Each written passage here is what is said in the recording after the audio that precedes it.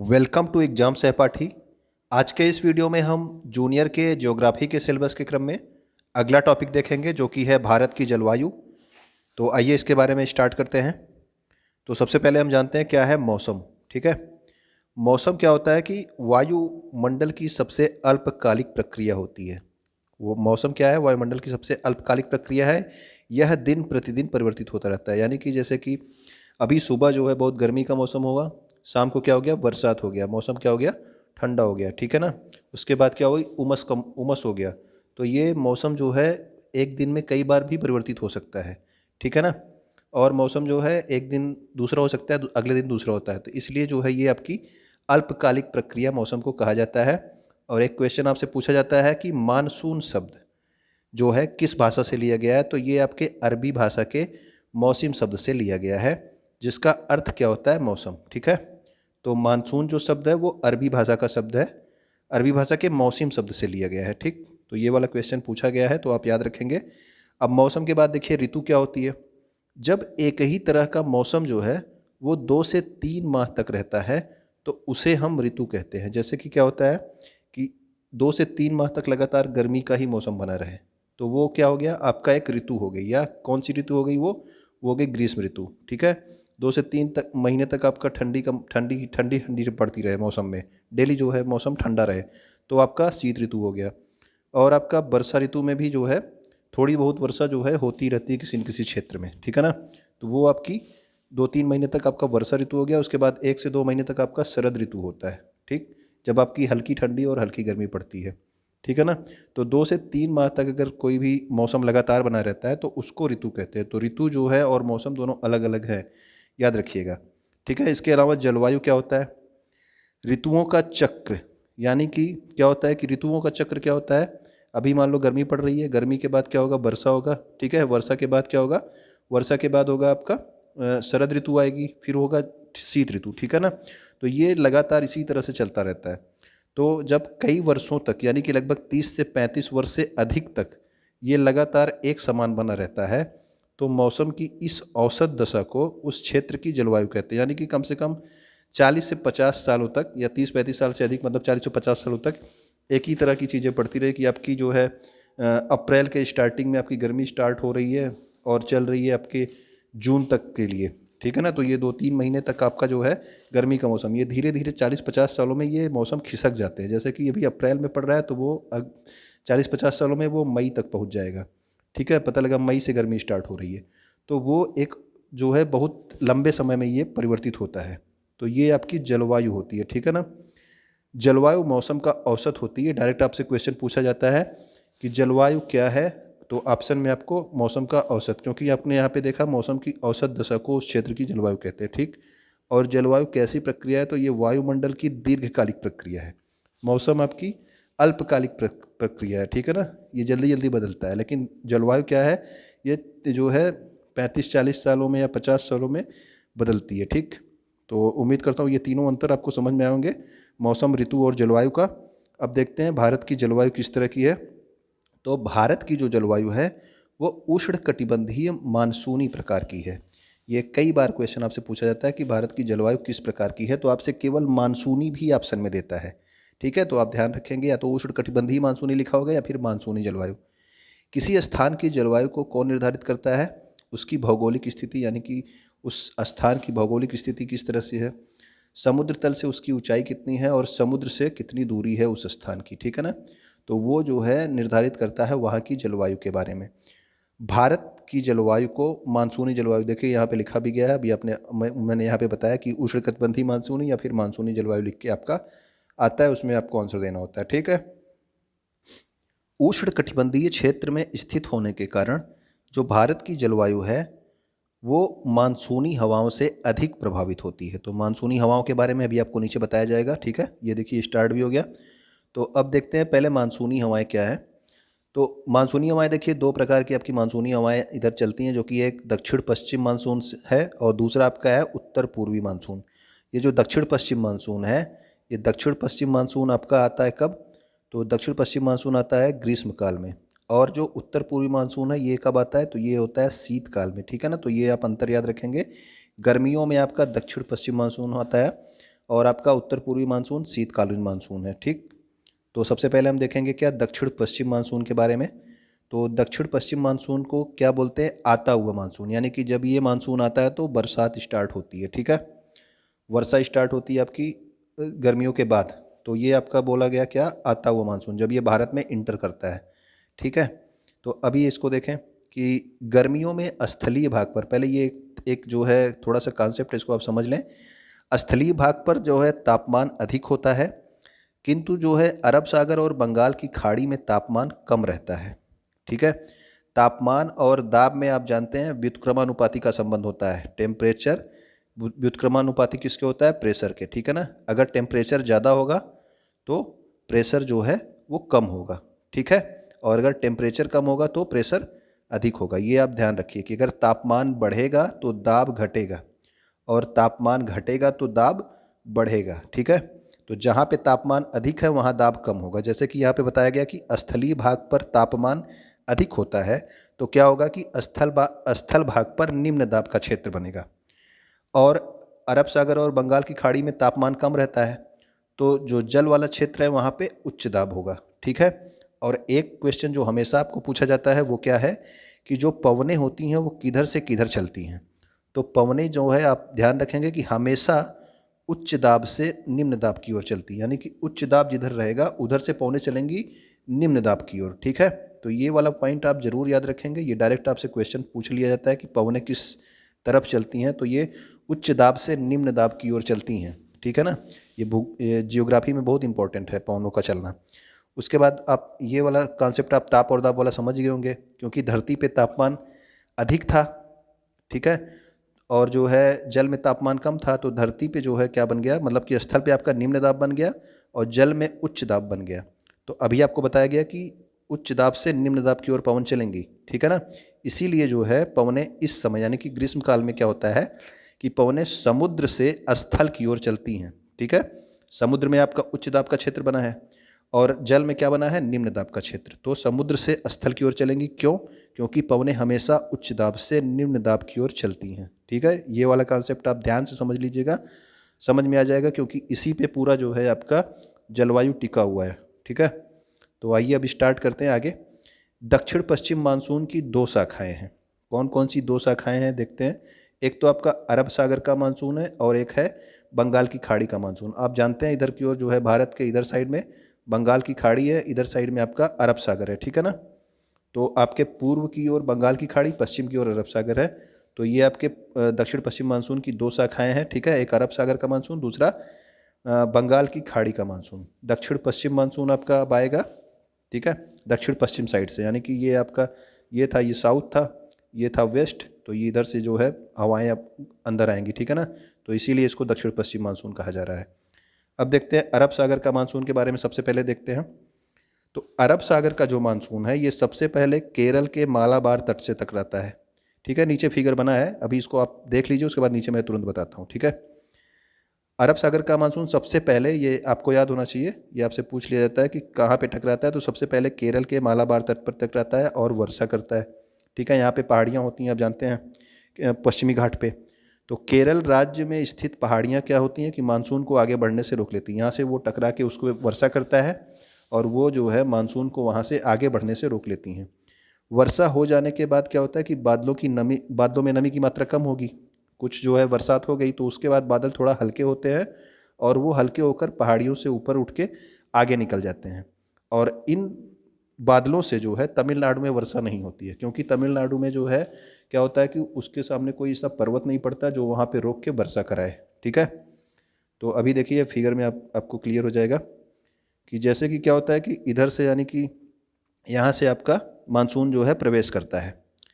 ठीक है, दक्षिण पश्चिम मानसून आपको इसीलिए बोला गया क्योंकि ये दक्षिण पश्चिम दिशा से प्रवेश करता है। तो यहाँ पे क्या होता है कि केरल में ये जो है टकरा करके यहाँ पे वर्षा करता है और यहाँ पे आपका तमिलनाडु वाला क्षेत्र है और यहाँ पे ये इस तरह से इसके आगे निकल जाता है। ठीक है ना, यहाँ से ये आगे निकल जाता है, यहाँ पे तमिलनाडु में बरसात नहीं होती है।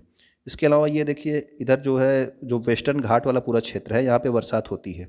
ठीक, यहाँ पे आपका कर्नाटक पड़ता है। कर्नाटक में जो है बाबा बुदान की पहाड़ियाँ हैं, आप लोगों को पढ़ाया गया था। बाबा बुदान की पहाड़ियों से टकरा करके बरसात होती है। हाँ, बेंगलोर वाले क्षेत्र में, लेकिन जो मैसूर वाला जो उसके पीछे का क्षेत्र है वहाँ वर्षा नहीं होती है।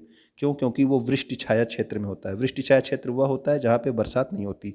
इसके बाद महाराष्ट्र में आपने जानते हैं हरिश्चंद्र, बालाघाट, ये सब पहाड़ियाँ हैं, वहाँ से वहाँ पे भी टकरा कर महाराष्ट्र में भी वर्षा होती है। ठीक है, महाराष्ट्र में भी वर्षा होती है। और क्या होता है कि जो विदर्भ वाला क्षेत्र है वो जो है पहाड़ियों के पीछे वाले क्षेत्र में आता है, इसलिए विदर्भ वाला क्षेत्र जो है सूखा रह जाता है, वहाँ वर्षा नहीं होती। इधर आप देख रहे हैं कि विंध्य की पहाड़ियाँ और सतपुड़ा की पहाड़ियाँ हैं, इन सब के समानांतर मानसून निकल जाता है, इन सब क्षेत्रों में भी बरसात नहीं होती इस मानसून से। इसके अलावा राजस्थान में देखिए, राजस्थान में यहाँ पे अरावली की पहाड़ियाँ हैं, तो वो क्या होता है कि ये जो है जो पहाड़ी है ये एकदम मानसून के समानांतर पड़ता है, तो मानसून इसके समानांतर निकल जाती है। और यहाँ पे अरावली की पहाड़ियों पे केवल माउंट आबू में थोड़ी बहुत वर्षा होती है, बाकी पूरा मानसून यहाँ से निकल जाता है, इसलिए जो है राजस्थान वाला क्षेत्र भी सूखा रह जाता है। ठीक है, ये सब चीज़ें नीचे आगे बताई जा रही हैं, आप ध्यान से देखिएगा। कन्फ्यूज़ तो नहीं हो रहे हैं ना? कन्फ्यूज हो रहे होंगे तो आराम से देखिएगा वीडियो, एक बार समझ में ज़रूर आ जाएगा। ऐसा क्षेत्र जहाँ पर वर्षा ऋतु में वर्षा ना हो वो क्या होता है? वृष्टि छाया क्षेत्र। अभी आपको बताया गया कि तमिलनाडु क्या है, ये वृष्टि छाया क्षेत्र, वृष्टि छाया प्रदेश। आपसे ये क्वेश्चन डायरेक्ट पूछा जाता है कि वृष्टि छाया प्रदेश जो है किसको कहा जाता है, तो आपका तमिलनाडु। क्यों? क्योंकि वहाँ पर जो है केरल में तो वर्षा हुई, पहाड़ियों ने रोक के वर्षा कराई, लेकिन उसके आगे वो मानसून आगे उठ के आगे निकल गया। ठीक है ना, उसने जो है तमिलनाडु में वर्षा नहीं की। ठीक, तो इसीलिए जो है ये आपका आप ये भी जानते हैं कि तमिलनाडु वाला क्षेत्र जो होता है उसके तट को क्या बोला जाता है? कोरोमंडल तट। तमिलनाडु वाले क्षेत्र को कोरोमंडल तट, और आप जानते हैं कि केरल वाले क्षेत्र को मालाबार तट बोला जाता है। ठीक है ना, तो तमिलनाडु, इसीलिए इसको यहाँ पे लिखा गया है कि कोरोमंडल तट भी वृष्टि छाया का क्षेत्र कहा जाता है, यानी कि आपका तमिलनाडु जो वृष्टि छाया है तो कोरोमंडल तट भी वृष्टि छाया क्षेत्र में ही रहेगा। ठीक है, और जो है अरब सागर के द्वारा पश्चिमी घाट पर सर्वाधिक वर्षा होती है। क्यों होती है? देखा अभी आपने देखा कि इस तरह से था, सब मानसून इधर आके ये पश्चिमी घाट, आपका इधर पश्चिमी घाट का विस्तार यहाँ पे है, पूर्वी घाट का विस्तार यहाँ पे है, तो सबसे ज़्यादा आपका वर्षा कहाँ हुई? पश्चिमी घाट पे। क्यों? क्योंकि इधर पहाड़ियों से टकरा कर यहाँ पे ढेर सारा वर्षा किया। ठीक है ना, दक्षिण पश्चिम मानसून ने। ओके, अब देखिए, अब इसमें क्या लिखा है कि पश्चिमी घाट पर उत्तर से दक्षिण की ओर जाने पर वर्षा की मात्रा कम होती जाती है। वर्षा की मात्रा कम होती जाती है, यानी कि देखिए सबसे ज़्यादा वर्षा जो है आपके केरल वाले क्षेत्र में होती है। उसके बाद अब जब आप दक्षिण से उत्तर, ठीक है ना, दक्षिण से आप उत्तर जा रहे हैं तो क्या होगा? धीरे धीरे ये वर्षा की मात्रा ऊपर की ओर जो है कम होती जाएगी। सबसे ज़्यादा वर्षा आपका यहाँ पे होगी मानसून के द्वारा। ठीक है, उसके बाद धीरे धीरे ऊपर जाने पर क्या होगा? वर्षा की मात्रा कम हो जाती है। आपसे पूछा जाता है कि भारत में सबसे ज़्यादा वर्षा किस मानसून की वजह से होती है, तो वो होता है दक्षिण पश्चिम मानसून की वजह से। और अगर उसमें पूछा जाए कि कौन सी शाखा की वजह से होती है, तो जो दक्षिण पश्चिम मानसून की अरब सागर की शाखा है, ठीक है, अरब सागर का जो मानसून है उससे जो है सबसे ज़्यादा वर्षा होती है। ठीक है, भारत में लगभग 80% वर्षा आप समझ लीजिए। ठीक है, कहीं पे 70-75 भी आपको लिखा हुआ मिल जाएगा। ठीक है ना, तो आप ये जानिए कि सबसे ज़्यादा वर्षा जो है वो दक्षिण पश्चिम मानसून के अरब सागर की शाखा के द्वारा होता है। ठीक, ये वाला उम्मीद करता हूँ समझ में आया होगा। अब देखते हैं हम लोग बंगाल की खाड़ी का मानसून। बंगाल की खाड़ी का मानसून देखिए, दक्षिण पश्चिम मानसून के बंगाल की खाड़ी के शाखा के द्वारा मेघालय के मासिन राम में विश्व की सर्वाधिक वर्षा, लगभग 1000 सेंटीमीटर की वर्षा होती है। ठीक है ना, तो जो मेघालय का मासिन राम क्षेत्र है वहाँ पे आप जानते हैं कि विश्व की सर्वाधिक वर्षा होती है। आपसे पूछा जाता है कि किस जो है मानसून की शाखा के द्वारा होता है, तो होता तो दक्षिण पश्चिम मानसून के द्वारा होता है, लेकिन उसकी जो है बंगाल की खाड़ी शाखा जो है उसके द्वारा होता है। ठीक है ना, क्यों? क्योंकि आप देखेंगे कि बंगाल की खाड़ी जो है ये वाला क्षेत्र है और मेघालय जो है आपका यहाँ पे जो है पड़ता है। ठीक है ना, तो दक्षिण उत्तर पूर्वी भाग में मेघालय पड़ता है, तो बंगाल की खाड़ी वाली शाखा से यहाँ पे वर्षा होती है। मेघालय पठार से टकराकर बंगाल की खाड़ी की शाखा का मानसून जो है वो दो भागों में बढ़ जाता है। किधर साइड में? एक तो आपका उत्तर पश्चिम, मतलब कि एक तो आपका नॉर्थ ईस्ट में चला जाता है, ठीक है, बंगाल की खाड़ी का इधर साइड में, और एक क्या होता है यहाँ से घूम के उत्तर प्रदेश और इन सब क्षेत्रों में आ जाता है। ठीक है ना, तो एक इधर चला जाता है और एक आपका इधर साइड चला आता है। हाँ, ठीक है, तो ये दो शाखाओं में बढ़ जाता है। अब यहाँ पे नीचे तो आपकी दोनों शाखाओं के बारे में लिखा गया है, जैसे कि एक शाखा क्या है? एक शाखा ब्रह्मपुत्र नदी घाटी की ओर अभोर, मिसमी, नागा आदि पहाड़ियों से टकरा करके वर्षा करता है। क्यों? क्योंकि जो है जो उत्तर पूर्वी भाग है वो तीन तरफ जो है पहाड़ों से घिरा हुआ है, ठीक है ना। इसलिए जो है ये जो शाखा जाती है यहाँ पे ये खूब वर्षा करती है। नॉर्थ ईस्ट साइड में सबसे ज़्यादा वर्षा होती है क्योंकि नॉर्थ ईस्ट जो है वो 3 तरफ से पहाड़ों से घिरा हुआ है, ठीक। तो ये एक शाखा जो है आपकी ब्रह्मपुत्र नदी घाटी की ओर चली गई।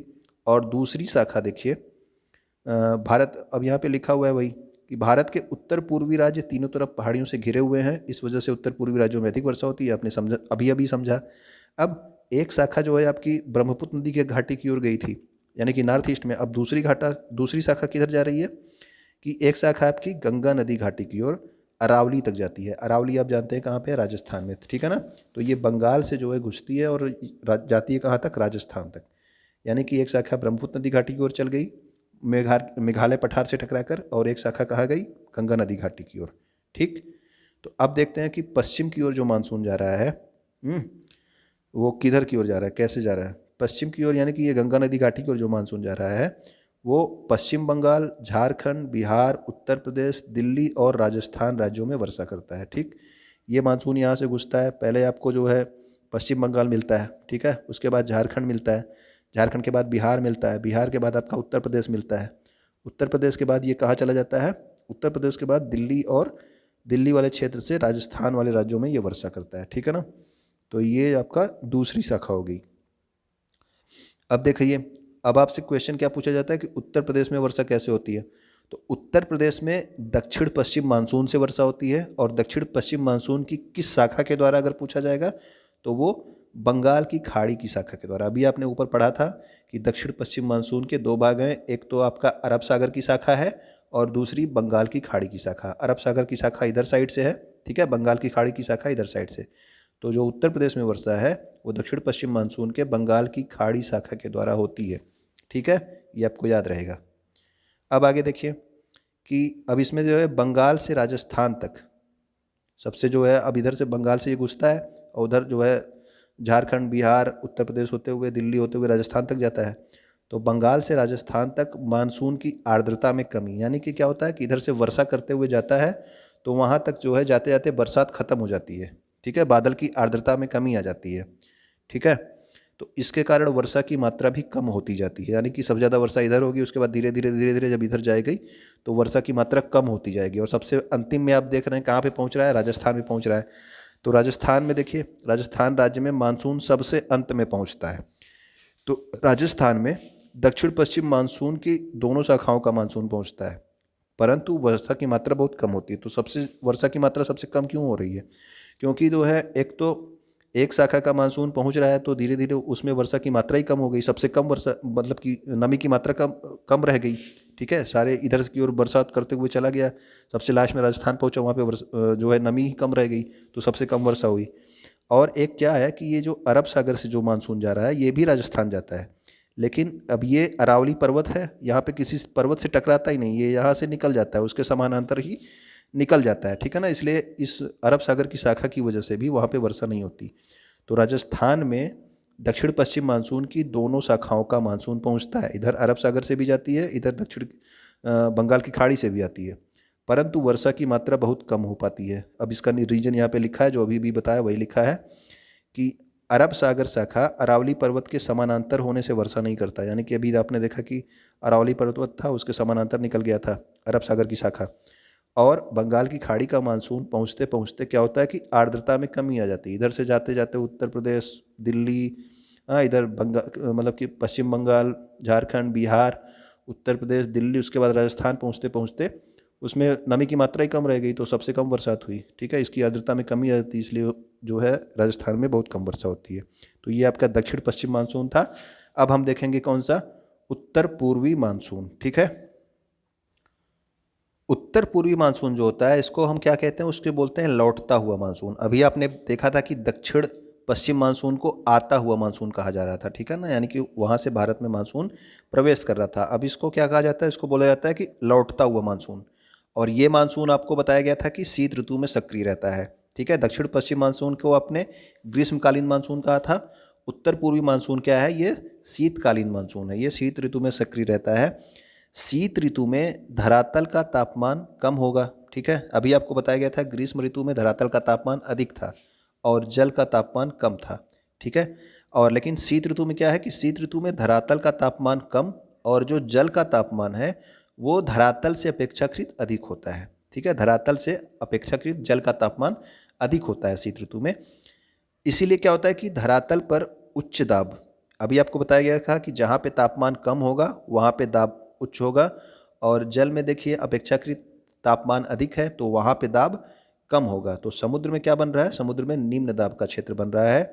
इसीलिए आपको ये भी बताया गया कि पवनें हमेशा उच्च दाब से हाई प्रेशर से किधर, लो प्रेशर की ओर चलती हैं। ठीक है, तो अब पवनें किधर चलेंगी, अब आपने देखा कि धरातल पर उच्च दाब बन गया तो अब पवनें धरातल से जो है समुद्र की ओर चलेंगी। ठीक है ना, ये क्वेश्चन आपसे पूछा जाता है कि ग्रीष्मकालीन समय में पवनें किधर से किधर चलती हैं। तो ग्रीष्मकालीन समय में आपने देखा कि ग्रीष्मकालीन समय में समुद्र की ओर से हवाएं आ रही थी जिस वजह से जो है धरती पे वर्षा हो रही थी। तो आप इस तरह से आप ध्यान रख सकते हैं कि ग्रीष्मकालीन में आपका समुद्र से स्थल की ओर पवन चलती है। और आपसे शीतकालीन में अगर पूछा जाएगा तो शीतकालीन में आपका बताएंगे, शीतकालीन में पवनें धरातल से समुद्र की ओर चलती हैं। ठीक है, अब देखिए उत्तर पूर्वी मानसून को दो भागों में हम विभाजित कर सकते हैं। अब जैसे अभी आपने विभाजित किया था किसको, दक्षिण पश्चिम मानसून को दो भागों में विभाजित किया था। कौन कौन सी शाखा बनी थी आपकी, एक बनी थी अरब सागर की शाखा, दूसरी बनी थी दक्षिण बंगाल की खाड़ी की शाखा। ठीक है, अब इसी तरह से उत्तर पूर्वी मानसून को दो भागों में विभाजित कर सकते हैं। ये आपका हो गया एक तो उत्तर पूर्वी भारत का मानसून, ठीक है, वहाँ से वापस लौटेगा, और दूसरा हो गया उत्तर भारत का मानसून, तो उत्तर भारत से ये वापस लौटेगा। ठीक है, अभी यहाँ पे नीचे देखते हैं हम लोग, जो उत्तर पूर्वी भारत का मानसून है वो उत्तर पूर्वी भारत का मानसून जब लौटता है तो वो अपने साथ बंगाल की खाड़ी में घने बादलों को भी लाता है। यानी कि देखिए अब इधर साइड से जो मानसून वापस लौटेगा ये बीच में बंगाल की खाड़ी पड़ेगी ही। ठीक है ना, तो यहाँ से ये जो है कुछ आर्द्रता ग्रहण करके थोड़े से बादलों को लेके आएगा और क्या करेगा, और पर्वतों से टकराकर तमिलनाडु के क्षेत्रों में वर्षा करता है। तो यहाँ से आके ये तमिलनाडु वाले क्षेत्र में टकराता है और इसके ऊपर आंध्र प्रदेश वाला भी क्षेत्र है, आंध्र प्रदेश उड़ीसा, ठीक है ना, उन सभी क्षेत्रों में भी वर्षा होती है। ठीक है, तो इन सभी क्षेत्रों में भी टकरा के वर्षा करता है और सबसे ज़्यादा वर्षा आपकी इससे जो है तमिलनाडु वाले क्षेत्र में होती है। ठीक है, अभी आपने देखा था जब दक्षिण पश्चिम मानसून आ रहा था तो वो केरल से तो टकरा रहा था लेकिन जो है तमिलनाडु के आगे बढ़ जा रहा था, तमिलनाडु में उससे वर्षा नहीं हो रही थी, उससे जो है तमिलनाडु वृष्टि छाया क्षेत्र में था। ठीक है, लेकिन अब इधर से जो पवनें आ रही हैं उत्तर पूर्वी भारत से, ये जो है तमिलनाडु में वर्षा कर रही हैं। तो आपसे ये क्वेश्चन पूछा जाता है कि तमिलनाडु में कौन सी पवनों से वर्षा होती है, तो वो आप बताएंगे किससे, उत्तर पूर्वी भारत के मानसून के द्वारा तमिलनाडु में वर्षा होती है। ठीक है, या आपसे पूछा जाता है कि ग्रीष्मकालीन में होती है या शीतकालीन में, तो ग्रीष्मकालीन में नहीं होगी तमिलनाडु में, शीतकालीन में वर्षा तमिलनाडु में होती है। ठीक है, तो ये सारे क्वेश्चंस हैं, आप ध्यान रखेंगे। इसीलिए देखिए आपको बताया गया कि इसको बोलते हैं कोरोमंडल तट, तमिलनाडु वाले तट को। तो ये भी आपसे पूछ लिया जाता है कि कोरोमंडल तट पे वर्षा कब होती है, तो कोरोमंडल तट पे वर्षा कब होती है, तो शीत ऋतु में, या फिर तमिलनाडु में वर्षा कब होती है, तो शीत ऋतु में। ठीक है ना, अब देखिए उत्तर पूर्वी मानसून आंध्र प्रदेश व उड़ीसा के क्षेत्रों में भी पर्वतों से टकरा करके वर्षा करता है। वही चीज़ लिखा है मैंने भी अभी जो बताया कि तमिलनाडु में ये आके वर्षा टकरा के वर्षा तो करती हैं, इसके साथ यहाँ पे आपका उसके ऊपर आपका आंध्र प्रदेश है, आंध्र प्रदेश के ऊपर आपका उड़ीसा है, वो भी इन्हीं क्षेत्रों में है। ठीक है ना, तो यहाँ के क्षेत्रों से टकरा करके बरसात होती है। ठीक है, तो इसीलिए देखें यहाँ पे लिखा है कि पूर्वी घाट को उत्तर पूर्वी मानसून द्वारा शीत ऋतु में वर्षा की प्राप्ति होती है। तो पूर्वी घाट आप जानते हैं, इधर साइड में आपका पूर्वी घाट होता है, पश्चिमी घाट आपका इधर है, तो पूर्वी घाट में उत्तर पूर्वी मानसून जो आपका इधर से लौट रहा था वही वर्षा कर रहा है। ठीक है ना, तो और कब, जब ये लौटता हुआ मानसून कब होता है उत्तर पूर्वी मानसून, ये हमेशा शीतकालीन मानसून होता है, आप ये जानते हैं। इसीलिए यहाँ पे लिखा है कि शीत ऋतु में वर्षा की प्राप्ति होती है। ठीक है, तो ये शीत ऋतु, ग्रीष्म ऋतु और जो है पूर्वी घाट और पश्चिमी घाट, ये सब ध्यान रखिएगा क्योंकि इसी तरह से क्वेश्चन पूछता है, तो आपको बस खाली ध्यान लगाना है, इसमें कॉन्सेप्ट आपका जरूरी है। ठीक है, ये याद करने वाली चीज़ें नहीं है। तेलंगाना क्षेत्र भी वृष्टि छाया क्षेत्र का उदाहरण है। क्यों, देखिए यहाँ पे होता है ना इस तरह से, तो यहाँ पे आपका आंध्र प्रदेश वाला क्षेत्र आ जाता है, आंध्र प्रदेश वाला क्षेत्र यहाँ पे आ जाएगा, तो इधर से आके वर्षा तो होती है लेकिन यहाँ पे पहाड़ियाँ क्या होती हैं, पहाड़ियाँ इसको रोक लेती हैं, या फिर जो है जब बादल ऊपर से इसके आगे निकल जाता है, इसके पीछे आपका तेलंगाना वाला क्षेत्र पड़ता है, वहाँ पे वर्षा नहीं होती है उत्तर पूर्वी मानसून से। तो तेलंगाना भी क्या होता है, वृष्टि छाया क्षेत्र का, वृष्टि छाया प्रदेश का एक उदाहरण है। ठीक है ना, तो तेलंगाना भी आपका वृष्टि छाया प्रदेश का उदाहरण है। इसके आप देखिए, आप उत्तर भारत का मानसून देख लीजिए। अभी आपने देखा कि उत्तर पूर्वी भारत का मानसून आ रहा था, अब देखिए उत्तर भारत का मानसून। उत्तर भारत का मानसून लौटते हुए पर्वतों से टकराने पर भी वर्षा नहीं करता। क्यों? क्यों नहीं करता भाई उत्तर भारत का मानसून? देखिए अभी आपने देखा उत्तर पूर्वी भारत का मानसून जब इधर से आ रहा था तो बंगाल की खाड़ी बीच में पड़ रही थी, वहाँ से वो आर्द्रता ग्रहण करके आके पर्वतों से टकरा के वर्षा कर रहा था। लेकिन उत्तर पूर्वी भारत का मानसून वर्षा नहीं करता पर्वतों से टकराने के बाद भी, क्योंकि यह मानसून धरातल के ऊपर से प्रवाहित होता है। ठीक है, ये उत्तर भारत का मानसून जो है ये धरातल के ऊपर से ही प्रवाहित हो रहा है, कहीं बीच में इसको जल मिल ही नहीं रहा है, इस वजह से इसमें आर्द्रता नहीं होती है। ठीक है, अब जब इसको जल मिलेगा ही नहीं, बीच में ये स्थल के ऊपर से ही प्रवाहित होगा, तो इसमें आर्द्रता नहीं होगी। जब आर्द्रता नहीं होगी तो क्या होगा, जो है बरसात होगी ही नहीं पर्वतों से टकराने के बाद भी। ठीक है ना, तो ये उत्तर भारत का मानसून था।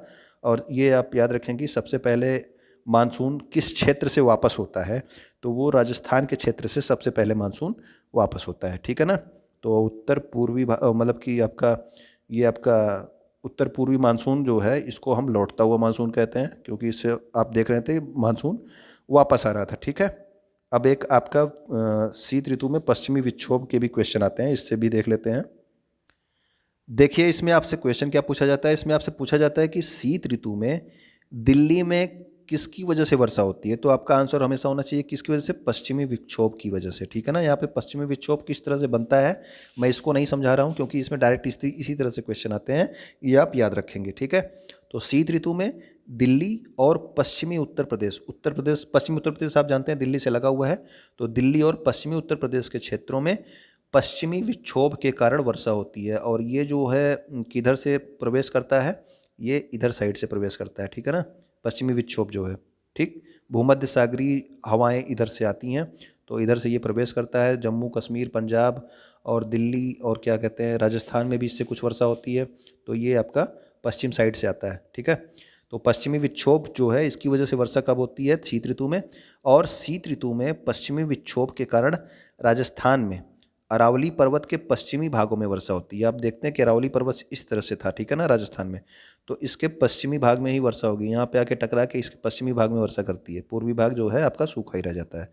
ठीक, तो पश्चिमी भाग में जो वर्षा होती है, इस वर्षा को आपसे पूछा जाता है क्या कहा जाता है, तो इस वर्षा को मावट बोला जाता है। ठीक है, मावट, तो ये आपके पश्चिमी भागों में जो वर्षा होती है इसको बोलते हैं मावट, और ये चने की खेती के लिए जो है अच्छी होती है। ठीक, तो चने की खेती के लिए अच्छी होती है। अब देखिए आपका एक संवहनीय वर्षा पूछा जाता है। संवहनीय वर्षा क्या होता है कि आपके गर्म और ठंडी हवाओं के जो है टकराने की वजह से वर्षा ये होती है, इसको बोलते हैं संवहनीय वर्षा। आप ये याद रखेंगे कि संवहनीय वर्षा कब होती है, तो संवहनीय वर्षा जो है केवल ग्रीष्म ऋतु में ही होती है। ठीक है ना, तो संवहनीय वर्षा केवल ग्रीष्म ऋतु में होती है, और संवहनीय वर्षा सीमित क्षेत्र में अल्पकाल के लिए तेज गति से होती है। ठीक है ना, अभी कभी कभी आप गर्मियों में देखते हैं अचानक से किसी एक छोटे से क्षेत्र में, मतलब आप देखते हैं कि इस चौराहे पे वर्षा हो रही है, अगले चौराहे पे नहीं हो रही है।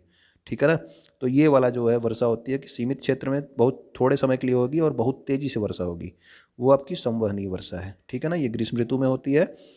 यह वर्षा उत्तर भारत के क्षेत्रों में यहीं अधिक होती है। ठीक है, उत्तर भारत के क्षेत्रों में ग्रीष्म ऋतु में सबसे अधिक होती है। अब देखिए इसमें कहा क्या जाता है, इसको संवहनीय वर्षा को जो पश्चिम बंगाल है, तो पश्चिम बंगाल में बोला जाता है इसको काल बैसाखी। तो ये सारे नाम इंपॉर्टेंट हैं, ठीक है ना, ये सारे नाम इंपॉर्टेंट आप याद रखेंगे। और उड़ीसा में इन हवाओं को बोलते हैं नार्वेस्टर। केरल में कहा जाता है इन हवाओं को आम्र वर्षा, ठीक है, क्योंकि ये आम के लिए अच्छे होते हैं। उसके बाद कर्नाटक में इन हवाओं को बोलते हैं चेरी ब्लॉसम वर्षा या फिर काफ़ी वर्षा। तो आपसे क्वेश्चन पूछा जाता है कि काफ़ी वर्षा किस राज्य में होती है, तो वो होता है कर्नाटक में। आम्र वर्षा किस राज्य में होती है, तो केरल में।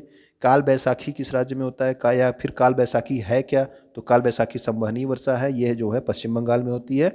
और नार्वेस्टर जो है कहाँ पे होता है, तो नार्वेस्टर होता है, नार्वेस्टर वर्षा कहाँ होती है, उड़ीसा में। ठीक है, तो उम्मीद करता हूँ कि ये सारे कॉन्सेप्ट आप लोगों को समझ में आए होंगे।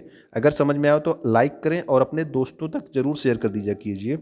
और जो भी यूपी टेट की 6 to 8 की तैयारी कर रहे हैं उनके लिए भी ये इंपॉर्टेंट है, ठीक है ना, तो उनके पास भी आप लोग इसको शेयर कर सकते हैं, ठीक है ना। तो उम्मीद करता हूँ कि वीडियो आपको पसंद आएगा। वीडियो देखने के लिए आपको बहुत बहुत धन्यवाद।